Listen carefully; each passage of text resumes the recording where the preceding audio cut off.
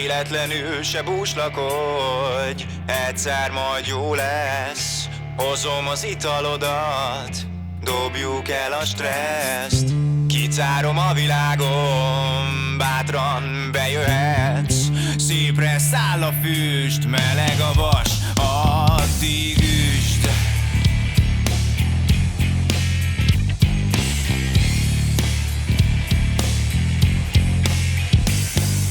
Kicsit visszafognám még azt a kantát, de nem merem hátverem a csizmám szárát. Úgy érzem, bejön a stílus, ami betyár. Gyere, hadd csókolom a szád, kisbabám, mert érik a szőlő és sajlik a vessző. De csak kicsit balra nyugi, az enyém lesz ő. A csitári hegyek alatt kitörted a szemed. Kis kece lányom, megint értem remeg, de hát nem kislány ez, hanem mátka asszony. Szabadon a szabadban, nehogy összeasszolja. Olyan a bimbója, mint a csipkefájé, de nem tekergetem meg, nehogy fájék. Véletlen se buslakodjál, amíg hozzád érek. Majd hogyha egyszer, ja, te is úgy véled. A gírhajjon gyors, pince mélyén. Szeretnélek, de le tudom épp az én. Véletlenül se búslakodj, egyszer majd jó lesz. Hozom az italodat, dobjuk el a stresszt. Kitárom a világon, bátran bejöhetsz.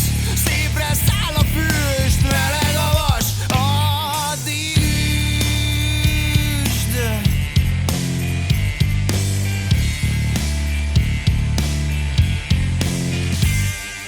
Elmennék itt hozzátok egy estemet, az éjszakai életmódom közkedvelt.